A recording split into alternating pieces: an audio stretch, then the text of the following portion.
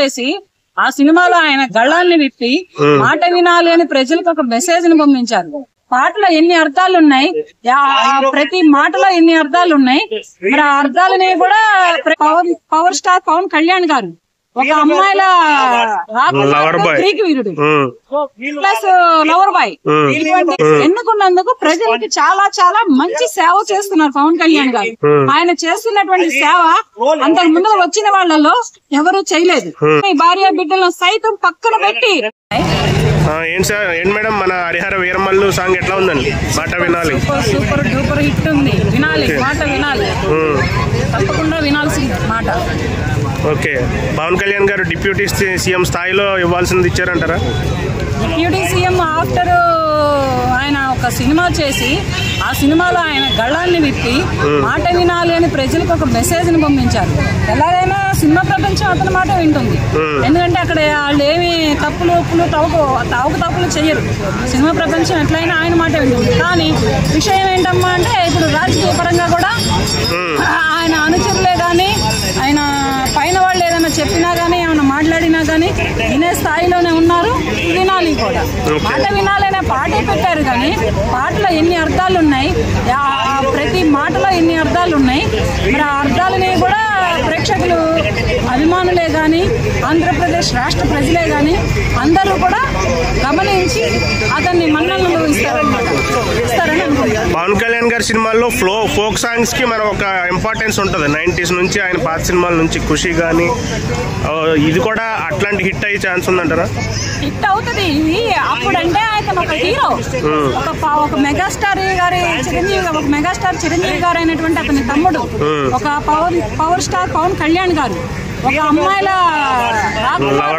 వీరుడు plus lover boy ఇటువంటి అప్పుడు ఆ స్థానంలో ఉన్నాడు అంటే అది హీరో స్థానంలో ఉన్నాడు. హీరోగా చేశాడు, హీరోగా చలామణి అయ్యాడు, హీరోగా ఇప్పటికి కూడా చలామణి అవుతానన్నారు.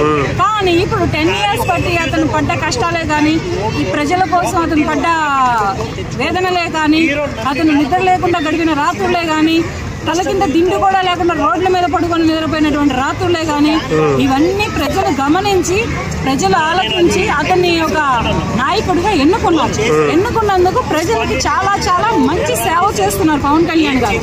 ఆయన చేస్తున్నటువంటి సేవ అంతకు ముందు వచ్చిన వాళ్ళలో ఎవరు చేయలేదు.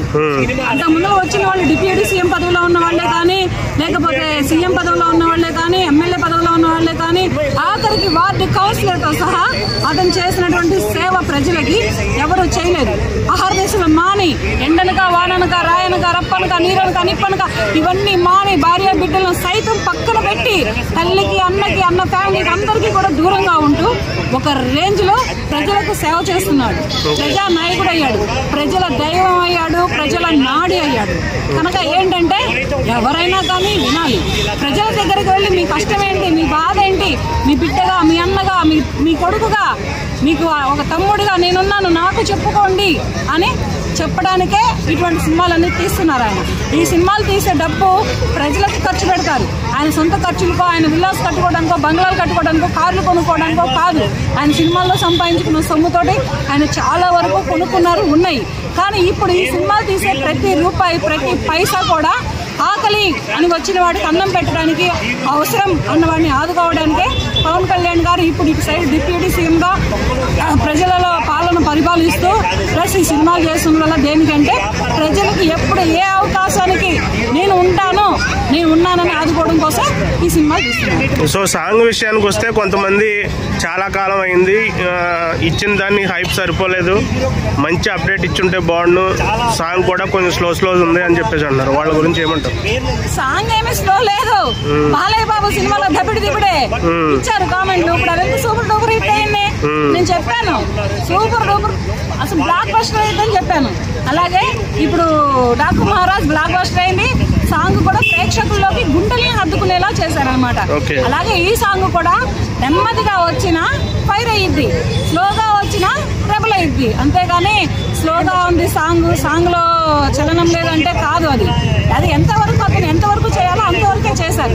అది అర్థం చేసుకొని ప్రజలు ఎత్తుతారు, ఒక పైకి ఒక ఎలుగుని తీస్తారనమాట ప్రజలు. ఈ పాటలో ఇంత అర్థం ఉందా, ఒక డిప్యూటీ సీఎం గారు అయ్యుండి కూడా ఇలాగా ప్రజలకు ఇంత మెసేజ్ ఇస్తున్నారా, ప్రజలకి సేవ చేస్తూ ఇస్తున్న ద్వారా కూడా ఇస్తున్నారు. ఈ సినిమా అయితే ప్రపంచంలో నలుమూలలకి మూలకి వెళ్ళి ప్రజలకి మెసేజ్ ఇస్తుంది. ఆయన చేస్తున్న సేవ అంత ఇంత కొంతవరకే ఇస్తుంది. ఇది ఏంటంటే వరల్డ్ లెవెల్లో ప్రజలకు మెసేజ్ ఇస్తుంది అనమాట. సినిమా కోసం వెయిటింగ్ మరి పక్క చాలా వెయిటింగ్. అసలు ఆ ట్రీజర్ ఏంటి, ఆ సాంగ్ ఏంటి, ఆ పవన్ కళ్యాణ్ గారి కొత్త లుక్ ఏంటి, ఒక రేంజ్ లో ఉంది. ఎప్పుడు వస్తుందా, మార్చ్ ఎప్పుడు వస్తుందా, నేను కూడా ఇక్కడ వెయిటింగ్. ఇది రేపు వస్తే బాగుండు, ఎల్లుండి వస్తే బాగుండని నేను కూడా ఎదురు చూస్తున్నాను. పవన్ కళ్యాణ్ గారిని ఇంకొకసారి డిప్యూటీ సీఎం ఆఫ్టర్ తెర మీద సిల్వర్ స్క్రీన్ మీద చూడాలని నేను కూడా కోరుకుంటున్నాను. Okay madam, thank you.